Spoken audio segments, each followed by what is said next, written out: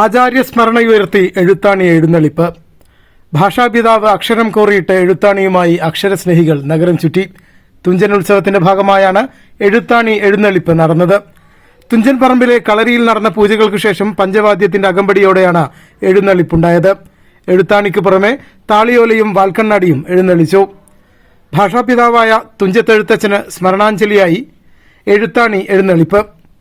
തുഞ്ചൻ ഉത്സവത്തിന്റെ 3-ാം ദിനമായ വെള്ളിയാഴ്ച രാവിലെയാണ് എഴുത്തച്ഛന്റെ എഴുത്താണി എഴുന്നള്ളിപ്പ് നടത്തിയത്.